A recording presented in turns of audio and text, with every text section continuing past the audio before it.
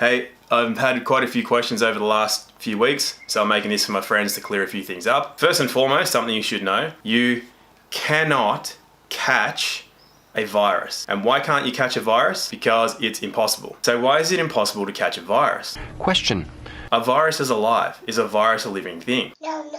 So how is it that people think that you can catch something that is not alive? Everybody knows you never go full retard. Now I know a lot of people are genuinely concerned, so that's why I'm making this, to hopefully cure some of the unnecessary fear and stress. And if you are feeling that, it's because you're causing it for yourself. And just so you don't think I'm sitting here making stuff up, I'll quickly tell you my background so you know how and why I'm telling you these things. I was one of those kids that could read and write before I even started school. I knew my 1 to 12 times table before other kids even knew how to open a book. I won academic scholarships at 2 expensive private schools. I did 6 years of science, which included medicine. I did 6 years of natural health and medicine. And I spent 3 years solely looking into the nature of viruses, bacteria, protozoans, fungus, and parasites. And as a practitioner, I treated myself and a number of other people successfully long-term for conditions of the same. And when I did my last IQ and aptitude test, I was taken into a separate room and I was interrogated to see if I cheated. And more than anything, unlike Google and Facebook, I don't have vested financial interest dictating what I can say, and I don't have shares in vaccine companies. So what is a virus anyway? Well, a virus is nothing more than a solvent, and these solvents are created within the cells of the body. This is why you cannot catch a virus. Viruses are created cellularly. Now the body can create hundreds of thousands of different viruses at any time. So why does a cell need to create a virus or a solvent? Created in response to the built-up toxicity that we have in our bodies. So how does a cell become toxic?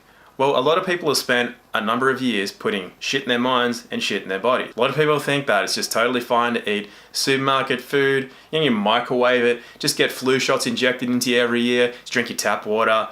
People that go after organic food are tinfoil hat wearing boogers. The thing is that nature doesn't care what you believe. You can believe that any of those things are true, but nature doesn't care what you believe. So a lot of people have asked me, what is a flu? Well, a flu is a viral detoxification or a cleansing. A cold, on the other hand, is mostly bacterial. And for the most part, what needs cleaning out of the cells are environmental toxins such as heavy metals, plastics, any kind of environmental industrial pollutants, the chemicals that you use in your home to clean things with, things you put in your body, and so on and so forth. Now, a virus does not attack cell tissue.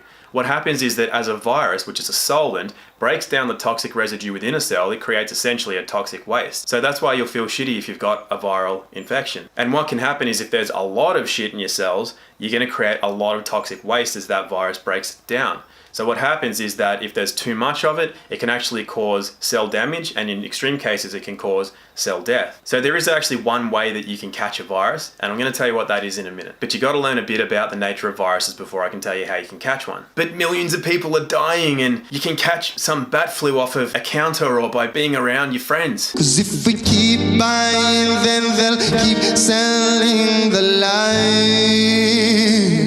A virus is specific to specific cells in the body. So somebody with hepatitis, for example, which affects the liver, does that affect the heart? Do they have lung problems? Do they have brain or gonad problems? Likewise, a virus that attacks the lungs will not affect the kidneys. It's because the virus is specific to specific cells in the body. So because a virus is not transmissible within your own body, it should make sense that a virus is not transmissible between people. And it's especially impossible for a virus to make the jump between species. This is why you can't get an avian flu, a swine flu, a bat flu, a monkey flu, or any other flu that affects an animal, except for one way, and we will get to that. So how is it that a number of people can get a virus at the same time? If it is created within the cells, how is it that a lot of people can get it at the same time? Well, if somebody at home has a cold, or somebody at work or at your sporting club, does everybody in that place get a cold? You know that the answer is no, despite the fact that a bacterial infection can be contagious. And why can a bacterial or a fungal infection be contagious? Because they are living things. A virus, remember, is not a living thing. So how is it that a number of people can get a virus at the same time? There is an intelligence that runs through all of life. It's why seeds know when to germinate. It's why animals know when to mate or to hibernate or to come out of hibernation. So the body knows when it's a good time to undergo a cleaning, and it knows when it's a good time from the environment and climatic conditions. This is why a number of people in the same area can undergo a viral detoxification. But again, does everybody get a viral detoxification at the same time? You already know that the answer is no. So why is that? Well, they may have already undergone a recent cleansing. They may just be very healthy people, and they're always watching the way they eat, the way they think, the way they move, the way they sleep. The intelligence that runs through all of life means that that body knows that it does not have to undergo a viral detoxification at that point in time. Additionally, our bodies all talk to each other, particularly our immune systems. This is one of the ways that we're attracted to the opposite sex. We can sense their immune system. It's how we know that we can create a genetically diverse offspring that will have the greatest chance of survival. We sense another's immune system partly by scent, and this has been taken away quite a lot in modern life. Things like perfumes and colognes, and especially when women go on the pill, it can affect their ability to sense a man's immune system. This is why some women come off birth control when they decide it's time to have a baby with their partner, and they smell them for the first time, and they realize that they're actually not attracted to them. And while I can't condense more than 10 years of experience into a short video, hopefully that's enough to show you why you cannot catch a virus, and you can start asking some good questions, such as, what is this coronavirus really about? Well, a lot of people were sus on this from the start for a number of reasons. Not everybody buys into what they hear from the media. And recently I saw a video from a guy who was clearly able to use his own brain. He asked a couple of good questions, and those questions led to the finding of vaccine patents. So what you can do is you can look up these patent numbers right now. First one being US 200-625-7852. And when you look at that, you'll see how long ago coronavirus was patented. Now here's a European one, EP 317231-9B1. And that one you'll find to be a vaccine patent, which was funnily enough just approved in November of 2019. When did we start seeing coronavirus? So I guess it's time to tell you the only way that you can actually catch a virus.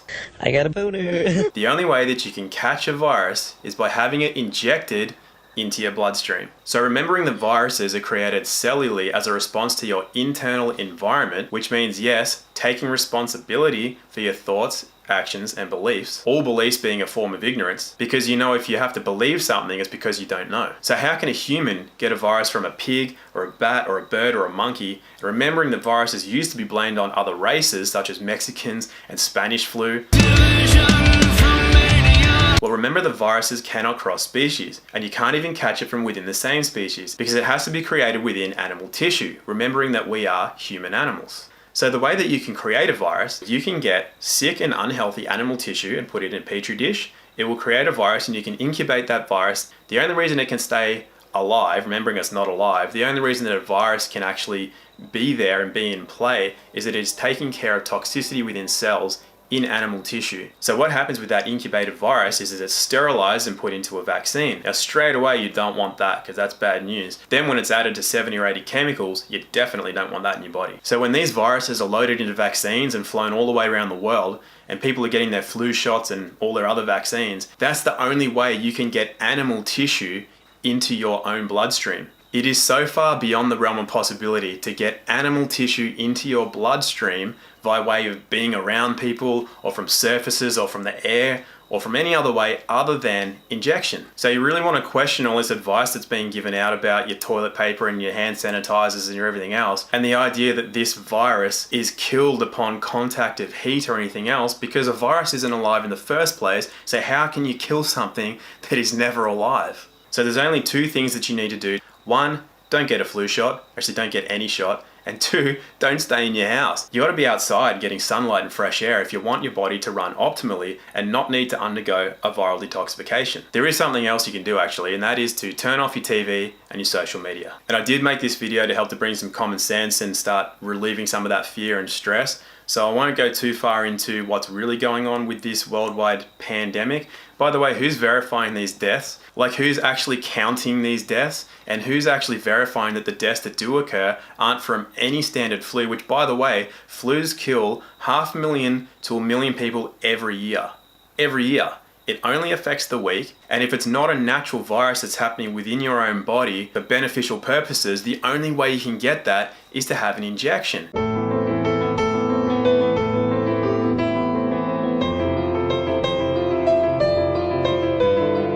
So instead of thinking you're doing the right thing by using all the correct words like COVID-19 and self-isolating and social distancing, and instead of staying indoors like a self-indulgent cactus, washing your hands like it's going out of fashion and humping doorknobs, Farting in bathtubs and laughing your ass off.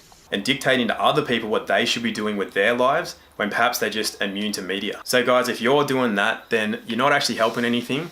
What you're really doing is you're laying down, you're bending over, you're spreading your legs, and you're letting the long arm of the system get itself shoulder deep inside of you. You don't know what's going on behind the scenes. Most people have no idea about how the world works, certainly don't have any idea about how the mind and body works. And there are some things going on that if this goes down the way people are letting it go down, you can say goodbye to what you have left of your rights and freedoms in this world. So if that's been you, pull your finger out, get outside, do normal things, watch the streets and watch what's going on out there. Because if you're sitting in your house, counting the number of days in your social isolation, counting death tolls like it's a fucking Olympic medal tally on the TV, you are literally paving the way to losing your rights and freedoms, and you're going to come out of your house with less than what you had when you went in. And I'm not just talking about baked beans and toilet paper. You don't buy that? Yeah, Sean Penn, 2001, I am Sam. Remember? Went full retard. Went home empty-handed. I'll leave you with one bit of friendly advice, and that is to start using your own mind. Because if you don't use your own mind, someone else is going to use it for you, and it's not going to be to your benefit. So I hope that helped. And if anybody has any real questions and they don't have something to say like, I don't agree with that, then I'm happy to do Q&As. If I don't get real questions, I'm more than happy to just play guitar and do my own thing. So I hope that helped, and I'll catch you all later. Bye.